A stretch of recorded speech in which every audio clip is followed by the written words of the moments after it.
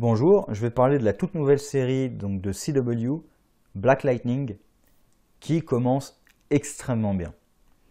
Alors ça m'a fait un peu penser, quand j'en ai entendu parler, ça me faisait un peu penser à Luke Cage, puisque c'est sur la communauté noire américaine, il y a des gangs et tout.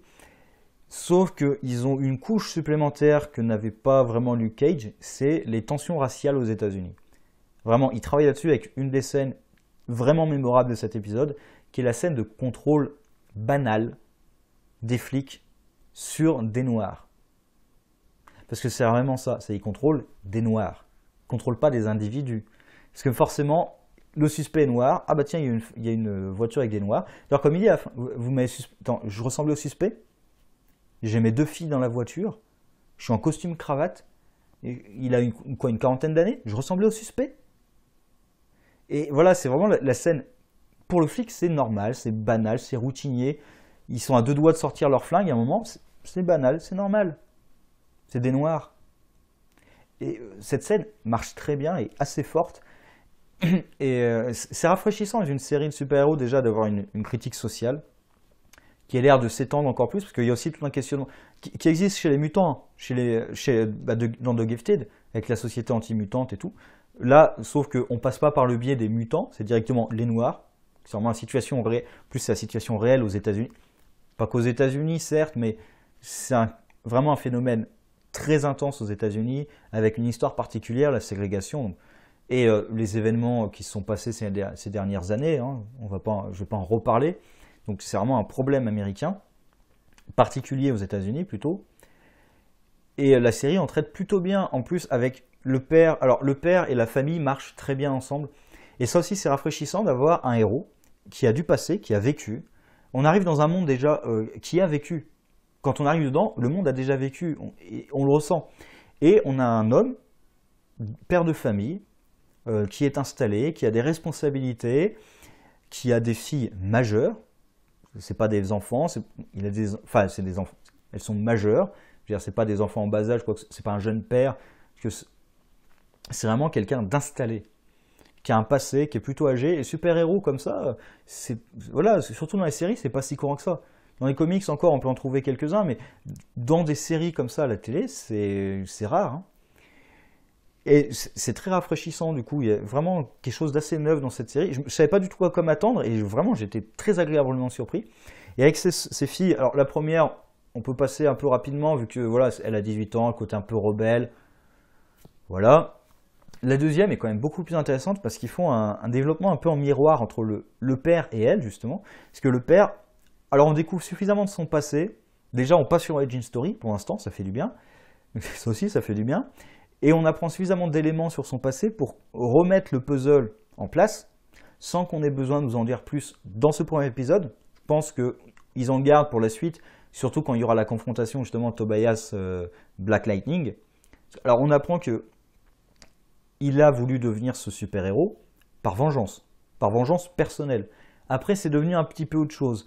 Mais du coup, voilà, d'abord c'était pour se venger de la mort de son père, qui apparemment était journaliste, vu qu'il dit qu'il voulait enfoncer l'article dans la gorge de Tobias, et justement contre Tobias, le chef du 100 Gang, qui est le gang absolu de la ville. Et face à la violence qu'il a subie, et pour protéger sa famille, il a décidé de raccrocher et de devenir un père de famille respectable, un membre, un pilier de la communauté. Comme il dit à un moment, c'est le Black Jesus. Généralement, c'est le Jésus pour la communauté noire américaine, qui a une école qui doit être un sanctuaire pour les jeunes et tout. Et du coup, il a essayé de modifier. Il a utilisé la violence d'abord, et ensuite, en plus, pour une vendetta personnelle au départ, et il est passé à tenter de modifier la société par la paix, en plus par l'école, voilà. Donc, et sa fille a un peu le chemin inverse, c'est-à-dire que elle connaît son père que justement du côté pacifique, et elle l'a suivi, sauf que maintenant, elle en peut plus, elle en a marre. D'ailleurs, on le voit quand elle fait valdinguer le gamin, alors qu'elle aurait pu appeler la sécurité.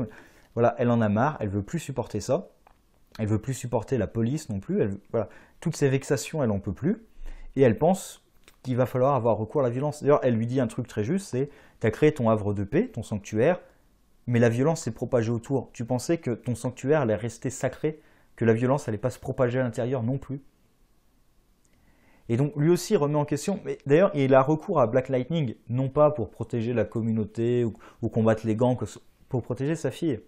Donc c'est encore une raison personnelle qui le pousse à combattre.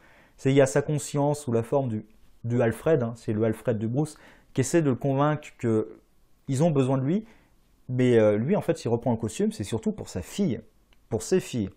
Le reste, il n'est pas encore prêt à aller là-dedans. Et ce qui est intéressant, c'est que pendant tout l'épisode, il y a pas mal de passages où il essaie d'être raisonnable, et ça marche pas. Il est confronté à la violence, au mur de la réalité, j'ai envie de dire, c'est-à-dire le type qui lui bloque la porte, il lui dit clairement, j'ai essayé de faire les choses bien, mais apparemment ça marche pas. Le gangster, j'ai perdu son nom, le sous-chef, on va dire, pas Tobias directement, le sous-chef, j'ai perdu son nom. Pareil, il essaie de discuter calmement avec lui, ça marche pas. Voilà, il essaie d'être calme, raisonnable et tout, et il est confronté à la violence, qui elle n'est pas raisonnable, n'est pas calme, ne va pas faire les choses par le dialogue. Et sa fille, elle, en plus, à la fin, développe ses pouvoirs, donc ça crée vraiment un parallèle entre les deux. Et elle a envie d'utiliser, je pense qu'elle va essayer d'utiliser ses pouvoirs pour changer les choses. Ce qui forcément va pousser Black Lightning à réagir. Il y aura peut-être une scène où les deux vont être confrontés. Alors, de ce côté-là, il y a vraiment un point très négatif pour moi, qui est un cliché de comics, vraiment il faut s'en débarrasser. C'est Black Lightning, qui franchement, sa seule protection, enfin son seul masque, c'est des lunettes de soleil. Parce que c'est des lunettes avec des verres polarisants, c'est des lunettes de soleil. Il est face à ses deux filles et un gosse qu'il avait déjà rencontré plus tôt. Personne ne le reconnaît. Franchement, c'est votre père avec des lunettes de soleil.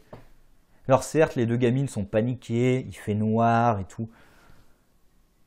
Mais sérieux, c'est votre père avec des lunettes de soleil.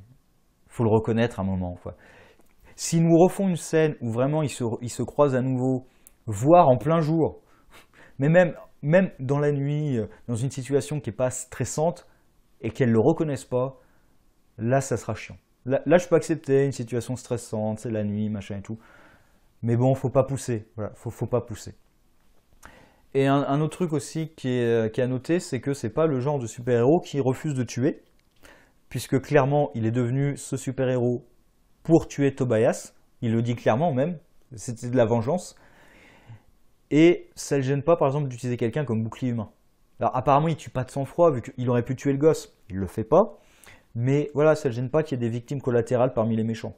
Clairement, voilà, c'est pas trop son problème. Et voilà, série qui marche très bien. En plus, on voit les blessures qu'il supporte en tant que super-héros. Voilà, c'est pas. Même avec ses pouvoirs, il y a des conséquences à ses actes.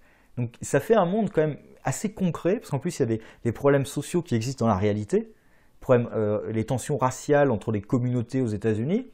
Donc c'est vraiment quelque chose qui fait écho à la réalité. La famille telle qu'elle est présentée marche très bien. Donc voilà. La série commence sur d'excellentes bases. Je ne savais pas du tout à quoi m'attendre. J'attends la suite avec beaucoup d'impatience.